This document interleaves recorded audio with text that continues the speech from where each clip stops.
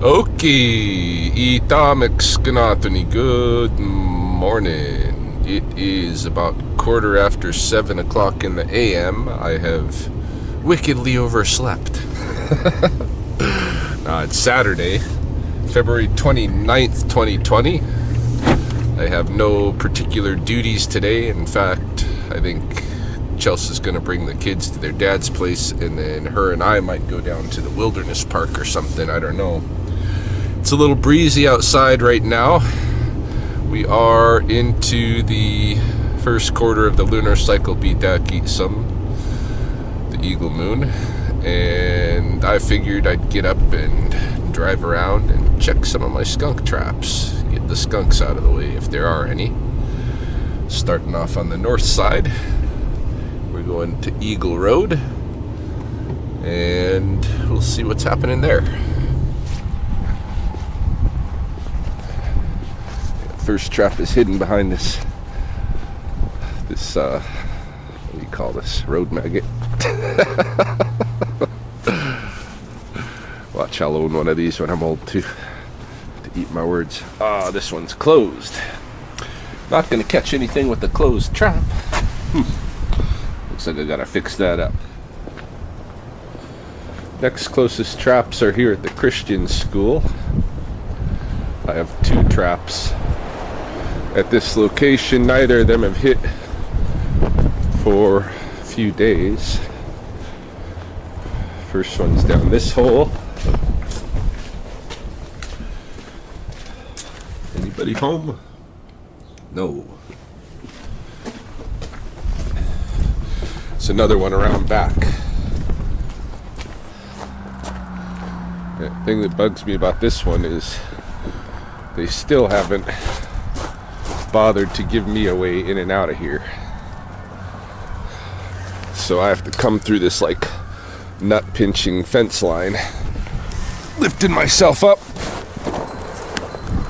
hoisting myself through, breaking and entering. Check down this hole. Anybody home? Doesn't look like it.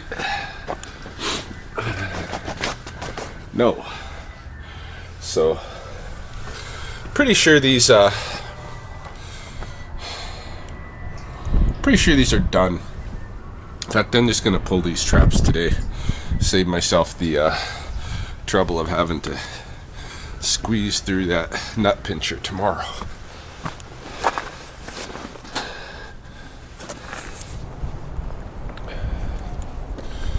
On the south side now. Just back maybe a block or two behind the old Sandman and Denny's, over here where Marilyn Manson got his ass kicked by a redneck-led Britchian. True story. Marilyn Manson will never come to Lethbridge again.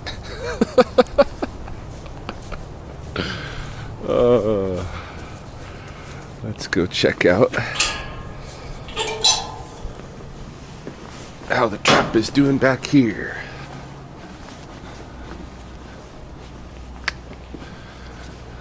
Nothing. This is a new trap that's been out 2 nights, and typically within 2 nights we'd get one. I kind of filled that hole in. Yeah? You filled it in and they dug it back out? Or is it still filled? No, it's still filled. Huh. But this has been going on and on. It's not. You should fill it in more. Well, I had the bloody shovel there. Rolled over to the west side of the river now and checking my first trap. This one has not hit at all, and it's been here about a week. I think I'm gonna contact the resident today and ask her if she thinks it's time to pull this trap, because I don't think there's any skunks here. This is the residence where she'd already caught 3 skunks previous to me setting up the trap, and she felt like her whole neighborhood was being overrun by skunks. It was, during the mating period, and that's one of the common perceptions is, holy shit, where did all these skunks come from?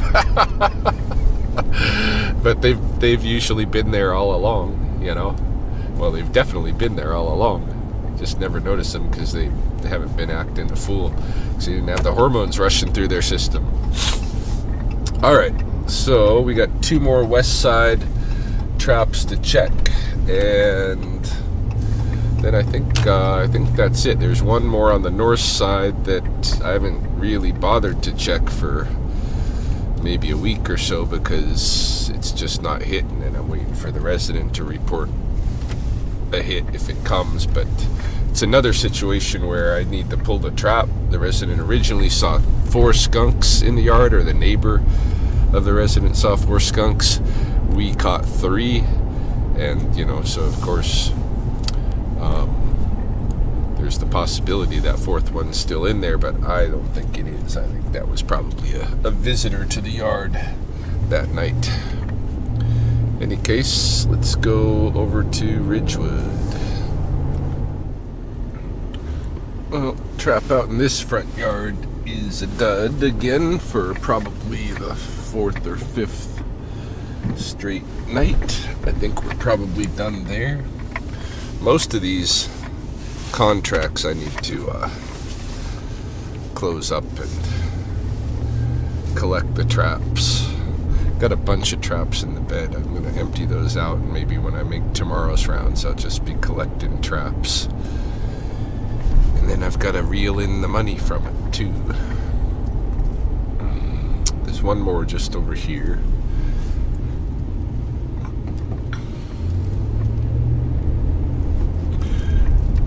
This is the street. We're only about a block away from Mahoney's place. I contacted her the other day because Belle's birthday is tomorrow, and I asked whether or not I could send a gift through her to Belle.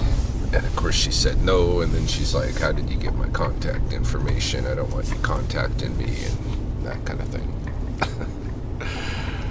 So no luck there. Here's the other trap, just below that window. We picked up a skunk yesterday morning. That one might be empty, but we're gonna leave that one a couple of days, 2-3 days to see. All right, so it looks like we are finished checking the trap line. It is 8:15 o'clock in the AM. I might stop by Spokane for a quick round and then head home, see what's going on there. Yeah, Chelsea, like I said, is bringing the kids to their dad's, but I think she's bringing the boys first, and then her and Cody are going to some kind of a live version of Frozen.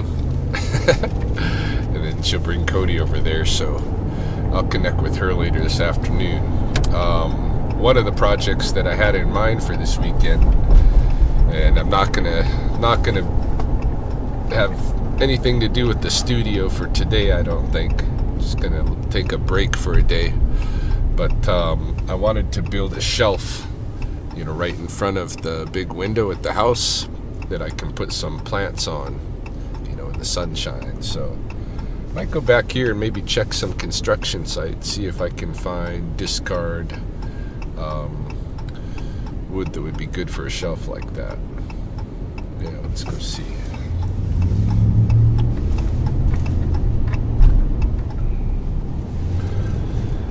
Now entering the new Country Meadows subdivision.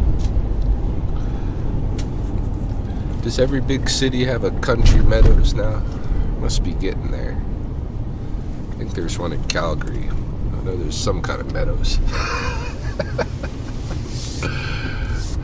It's with all these meadows and there's no meadow at all.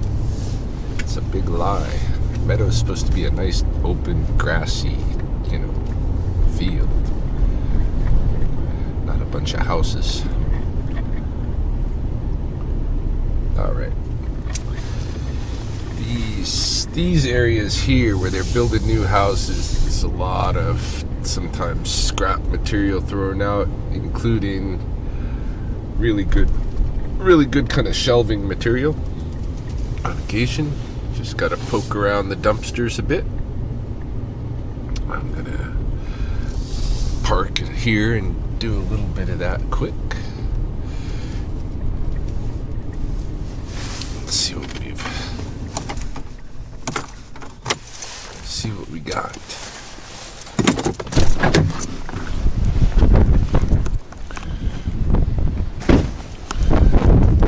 It's a bad sign when there's not stuff sticking out from the top of the dumpster. It's a lot of times dumpsters here like that. No sticky outy stuff. They might have been dumped recently.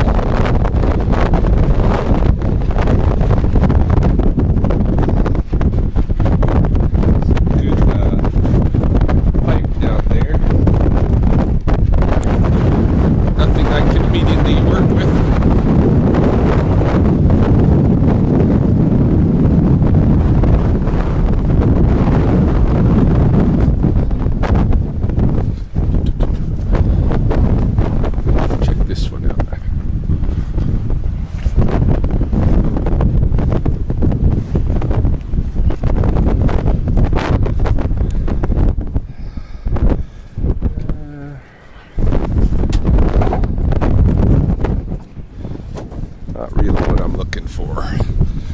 Alright, we'll check a few more, and if I'm not hitting, you can always go buy a shelf. It's just worth the attempt at least to see whether there's any scrap around. Check a few more dumpsters.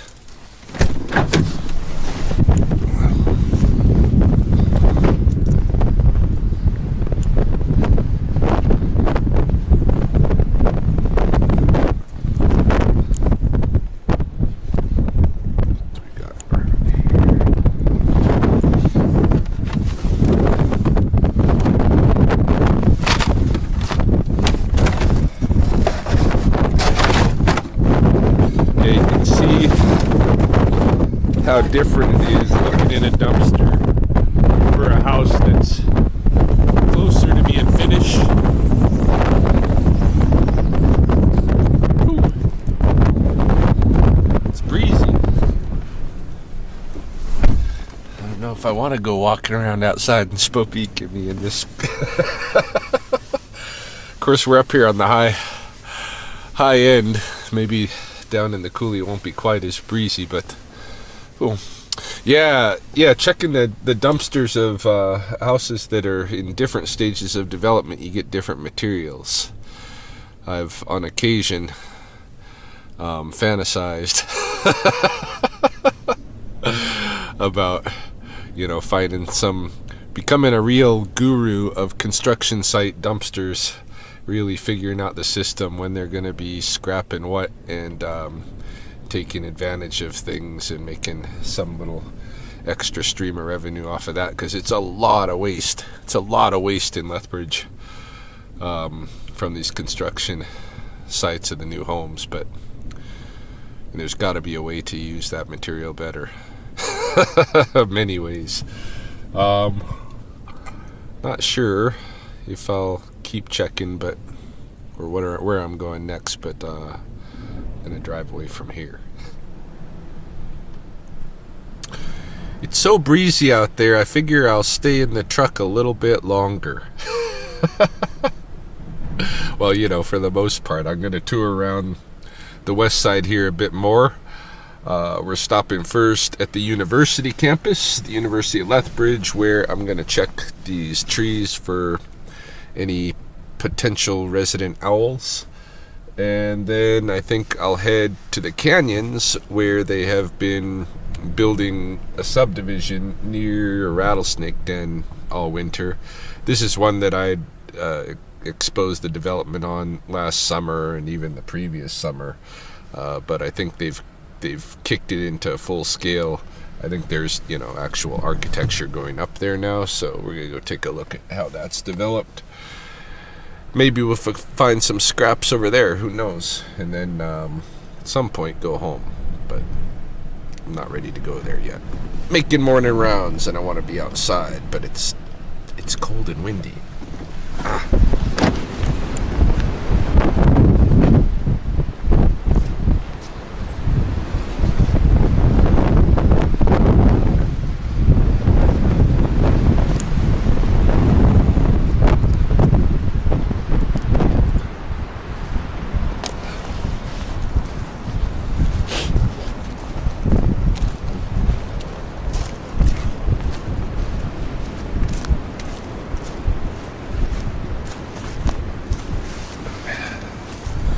Yeah, for a good number of years straight, there was owls, great horned owl couple nesting in these trees here, and I've showed them before in those years. But last year, I don't think they nested here, and maybe they were scared out by the big development that was next to them the summer before, the destination project. So let's see.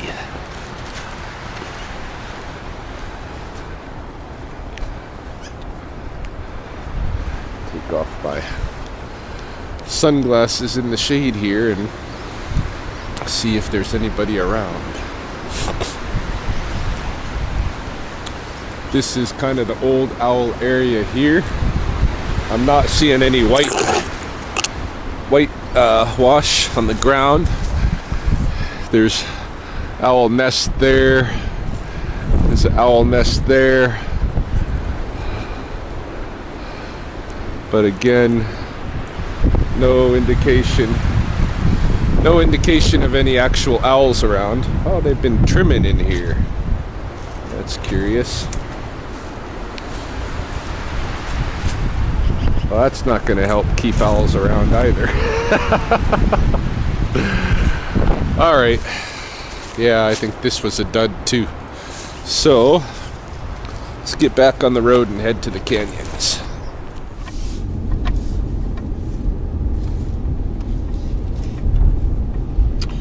Alright, we are entering the new subdivision area.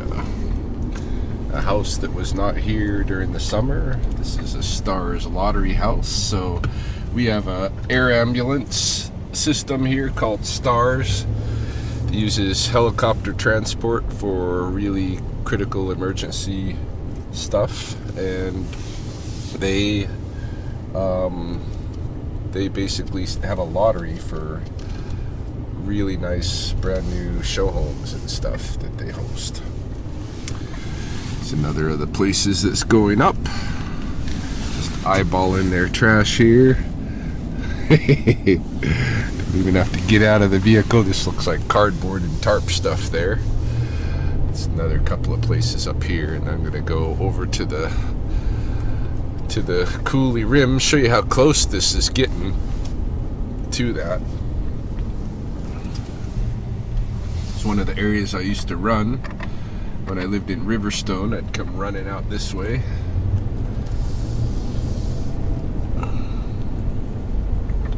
There's a house.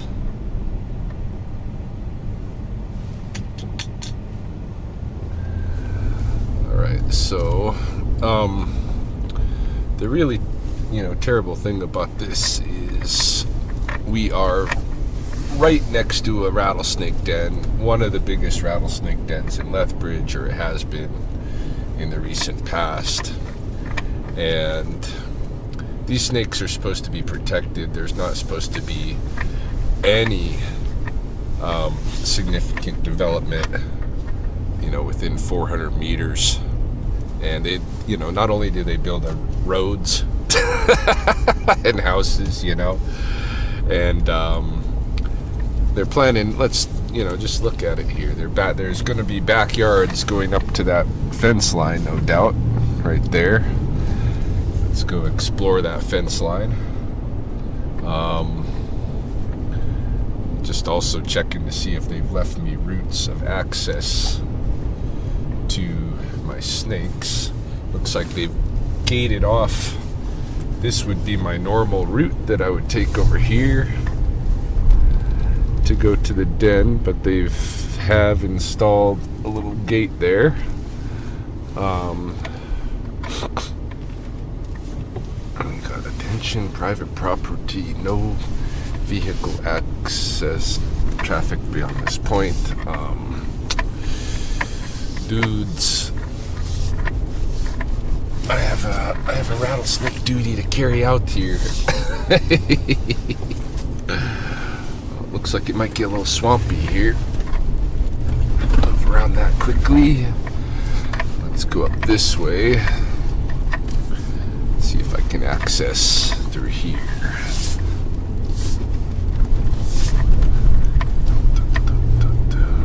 I love my new truck. Love my new truck.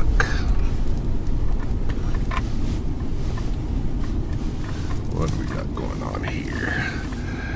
This is pretty much where I need to be over here. What is this? Is the old road? Is it not? No, this is the old road right there. Holy shit. Alright. I gotta show you this.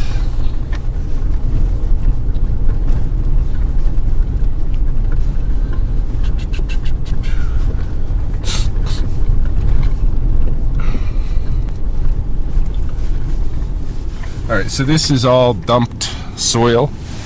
Okay.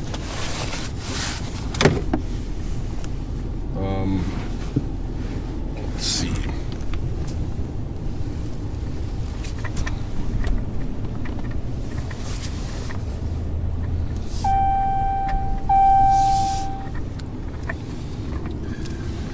Let's just stop here. Go for a little walk.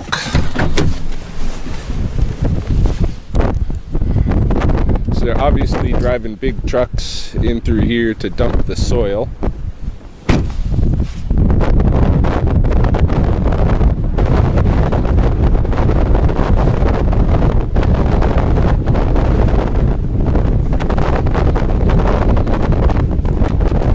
This should be looking familiar now, eh?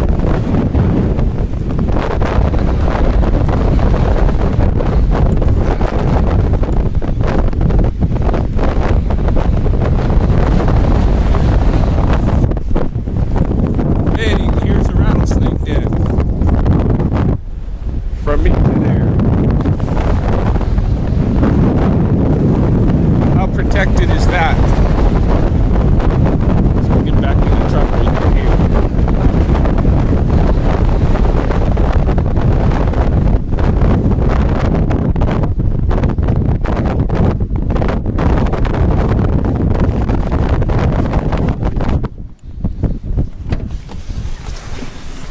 You know, the guy who started the Rattlesnake program here and who handed it off to me one time came out here to where they're denning here, and he added an extra hibernacula chamber with a pipe, and put some couple of tree limbs and stuff over the area, kind of to mask it so people wouldn't see the holes.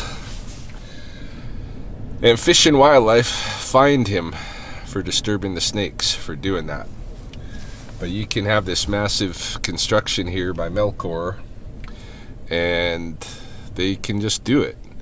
And Melcor has never, not once, in all the construction that they do along the coulees here, and I think this is what, going into my 9th season doing the leading the snake program. Melcor construction workers has not once ever called me to pick up a snake. Now, it's illegal for them to handle the snakes by themselves in any way or disturb them. You know, it's actually a criminal act. But they never called me for a snake, and I find it absolutely unbelievable, impossible that they don't come across rattlesnakes as they're working out here. It's impossible. But what are they doing when they find them? You know? pretty much got my ideas. Anyway, it is just annoying me being out and seeing what they're doing to this place, so I'm gonna move on. Where to next, I'm not sure. I think Alana asked me about my new name. You know, I posted that video of the graduation yesterday with my naming ceremony tied in, and it was the same name that I've talked about in weeks past in previous videos. Itumistai is the name that I took. Itumistai means the first diver, first to dive, and it's a name that is associated with the beaver bundle. Late Alan Pard told me about the first diver being the beaver who, at the end of winter, is the first to emerge, you know, from the water to go and scout things out to see if there's even an open water. You know, the first to go out and see if they can even find a hole in the ice. And it's a dangerous mission, not only because of the kind of length of breath holding that might be required, and the possibility of not finding a hole in the ice, but also because there could be predators and who knows what going on just outside that hole. It's a really good place for hunters to position themselves at the openings, the new openings in the ice. So Itumistai is the first to come out and investigate and do that. But in some ways, it's obviously an idealized, romanticized, blackfootized version of the life of beavers. Not that there is no Itumistai. Like, for instance, I one time climbed up on top of a beaver lodge, and one of the residents loudly dove in and came out and started, slapping the water with his tail in alarm. But the dive was audible from inside the beaver lodge to where he dove out. And I think that's Itumistai. It's the first one, not only to go out and scout out the possibilities, but the first one to confront the dangers, the first one, who's willing to work with the new transformed situation at hand, right? And so, and its connection with the beaver bundle gives me the right to use the name. Because I'm an Iochgimi, I can use really any kind of name associated with the beaver bundle. And I think one of, in this name change, like, I had my first big name change when I was 24 years old, like I said in the video yesterday.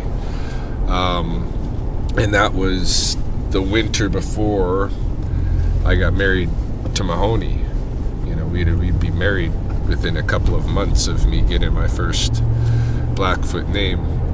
And so when we married, I changed my surname too, and took her surname. And it was just, further a part of my own kind of transformation in entering the Blackfoot world. And we also had concerns legalistically regarding Justine, who was Mahoney's daughter and just turning 4 at the time, and any other, babies that might come, whether or not they would be able to have status as Blackfoot people if we used my surname in the marriage. Now, really the custom here, I've come to learn since then, is that typically nobody changes their name. Where I came from, it was the woman would change her name to the man's name, the surname, in marriage. Here, nobody changes their name. Women keep, generally. I mean, it's not that it doesn't happen, it does. There's quite a few people that took women that take their husband's name. No, of course, no guys take their wife's name. I was a trend, no, not a trendsetter. I was a one-hit wonder.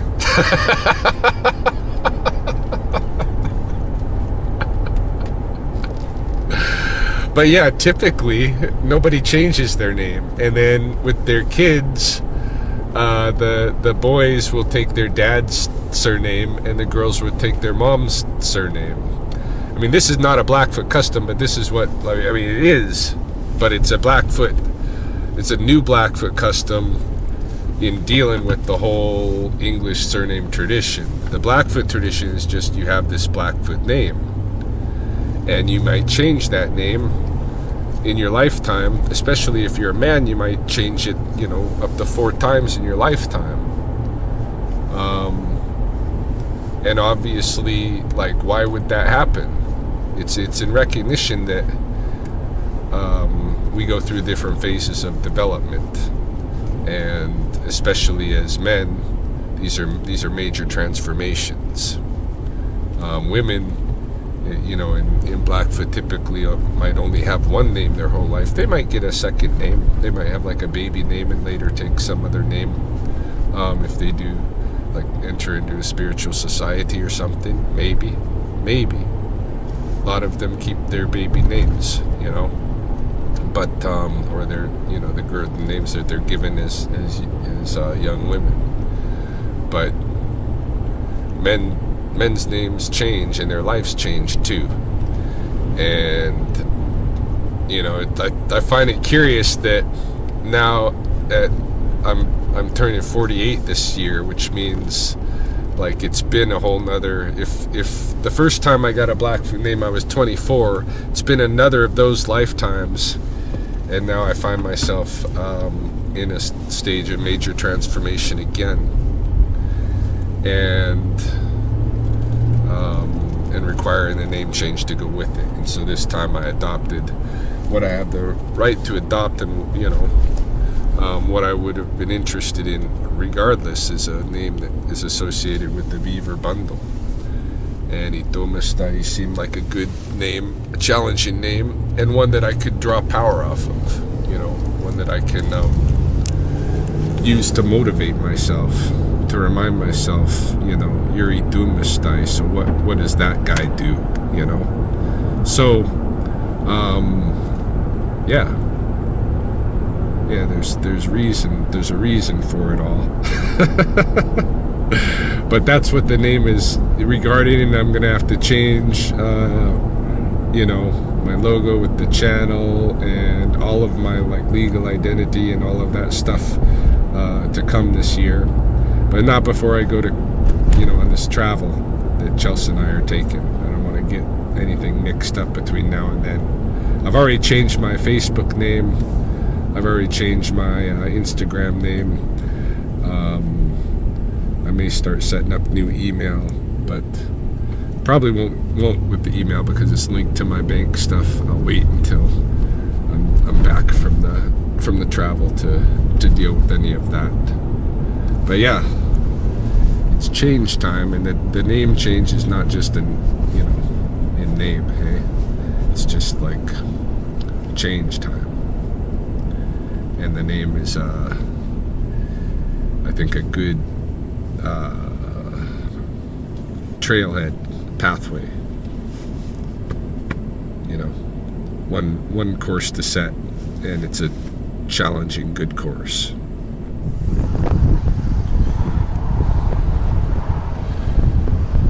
Thought I should at least step out of the vehicle and feel what level of wind am I dealing with here on the river bottom in Scavenging.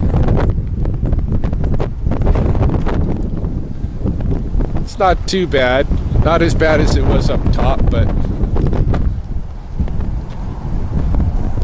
I don't know. Thinking maybe it's time to go home, take Polly for his walk, and see what stage of doing their stuff Chelsea the kids are at. Maybe catch up a little reading. I've fallen behind in my beaver book. I've kept up, you know, my log of mileage and stuff, but fallen behind in the reading that's supposed to go along with it, so I could do a little bit of that. I don't know. I'm bored today without when I'm trying to take a break.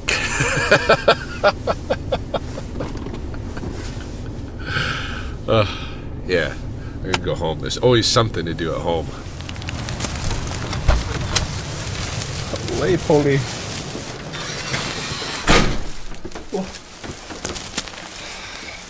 So, turns out I couldn't just come straight home. I had to stop at the dollar store, Dollarama, and buy a whole bunch of crap to keep me busy this afternoon. And while I was at Dollarama getting said crap, I realized that I did have something that I needed to do. Actually, a couple of things. I have a client, for one thing, waiting for a trap for a porcupine. I haven't actually talked to the client. It's the client of another pest control guy in town, and he just is not having any luck with the porcupine, so wants me to give it a go. So I got that, and then Chelsea's dad is having a sweat tomorrow and wanted me to pick up some sage, and I haven't picked up the sage yet, so a couple of things to do. We'll take Polly for a walk. We'll get into, well, maybe we should look at right away what we got here so we can resolve that mystery right away, put it aside, and take Polly and get on with whatever else, because I'm gonna probably end up coming back to this. So we have a couple of bags of potting soil, very cheap at the Dollarama, and they seem to grow things well. This is what I've been, I haven't planted these ones, but there's ones at the studio that my tomatoes have grown enough that I've shifted them into pots, and they seem to be doing good with that dollar store soil. I'm going to replace Oscar's entire strip of pillows because he's been with those about 6 months and they're nasty, and it cost me, $16 to replace all of his pillow pads. So all his pillow pads are going to be replaced, and I got pillow cases to go on them, so he'll have everything fresh today. I'll be cleaning Derek's enclosure as well, but he just has newspaper for his bedding. I got a flat of seed trays within which to place, where are they, these pots into which these plants are going to be transplanted. This is kale and some tomatoes that have come up here. So we're going to shift some of that stuff around later on. What else do I got? Oh, these. It's kind of like a marble, like, I don't know if it's what it's really made out of. It's that synthetic stuff, hey? That looks like marble. But those are going to hold a couple of these onions that are growing in the cupboard. I also want to do something with these yam starts and potato starts that I got here, but I'm not set for those yet. Dollar store didn't have big basins for those. What else do I got? Clam chowder, some pruners that I'm gonna keep in the truck. Might set to use today for some of the sage. I got Windex because some time ago I wrote phrases of the day for my language class on this mirror, and those phrases are still there. So I'm gonna see if I can get them out with this. If not, that thing's turning into a whiteboard permanently, and I'm just gonna replace it when eventually we move on into our own place. Some paper towels to go with the Windex. What else? Mangoes. Dried mango snacks. Hey. Oh yes. This was important. I got a door hanging basket because Derek has been coming up, hanging out a lot on this door. So I'm gonna hang this basket up on here, and inside I'm gonna have to tink with that a little bit. Not quite wide enough, but inside the basket I want food and water. So I bought these little, what do they call these kind of cups? I forget what they're called, but got one for water, one for food, and then one just for the general household. And what is this? Something's wrapped. Oh, I remember. This is the last thing. And this was just a curious little thing that I bought. It is a mushroom to go in the garden. Looks a little bit like a Liberty Bell, perhaps. Psilocybic mushroom. But what was cool about it is it's kind of a bobblehead mushroom, and it makes noise, eh? It's a bell when it's windy. So it's like a wind chime, psilocybe mushroom that you can stick and plant in your garden. I think that's awesome. So I almost bought several of them so they can clink together and have a little clinky mushroom garden. Might get there depending on how long the dollar store carries those in my subsequent visits, but we're going to start with the one. So yeah, I got some Dollarama projects. This video is probably already getting pretty long, and I've got a couple of things to do outside yet. So I'm going to take Polly for a walk, phone Chelsea where she's at, what's up, what's happening there, and yeah, formulate a plan. Carry on. Hello. Hello. I'm not sure if this is the right number, but my name is Ryan Heavyhead. I got this number from a fella named John, and Yeah, from John about our porcupine. Yeah. I thought I'd come out and set up a big trap sometime today if that would be all right. Oh my goodness, Ryan! Would I ever appreciate that? You know. All right, slight change of plans. Rather than taking Polly for a walk and then going to find the porcupine resident and then going to look for sage, I think what I'm going to do is drive toward the porcupine resident, stop at the South Park dog run with Polly, let him have his off-leash coolie run, and while we're there, look for sage. Hey? Efficiency.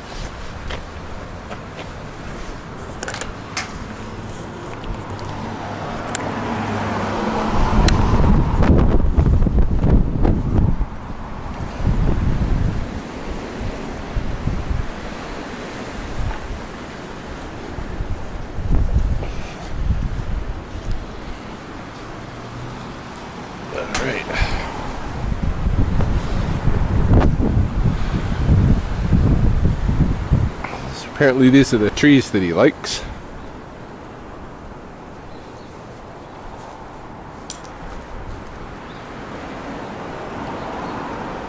Oh, there's a big limb cracked off of that one.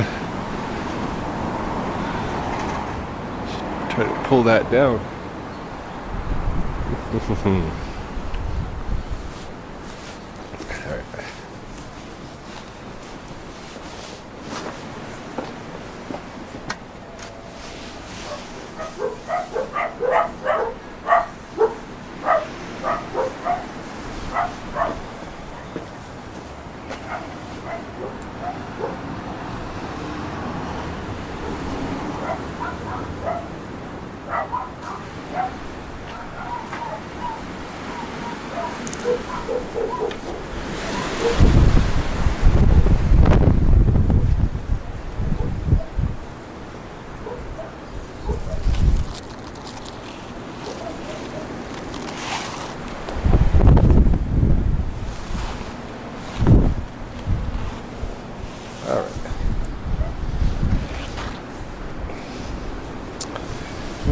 I shall just set up a tree or a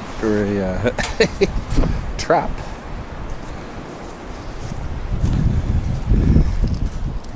Just out here under the tree within view of the window. Yeah. Seeing as how nobody's home.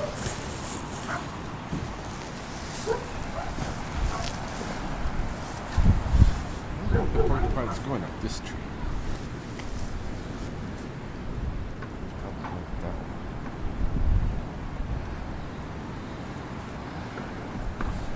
So we'll just leave it out here. See what happens.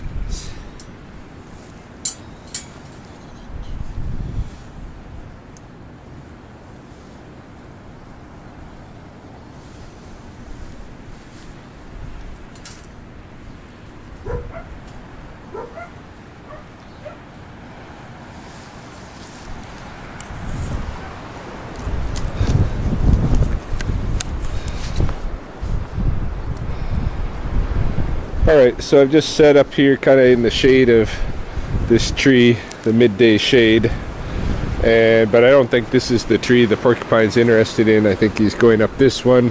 This one happens to have a really big broken bough here that's going to slide off at some point. Wonder if it can even be pulled down right now.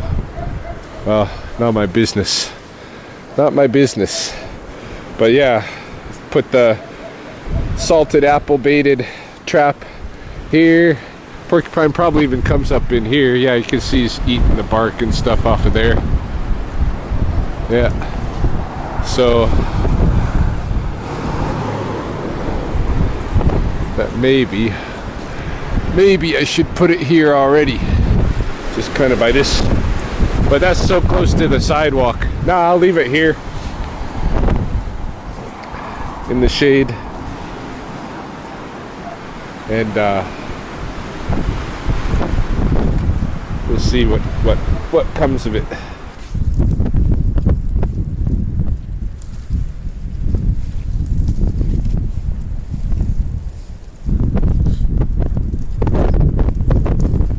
Down here in the wilderness park, I wasn't finding these sage, but then I started calling to them, and telling them what I was needing them for, and then boom, there they were.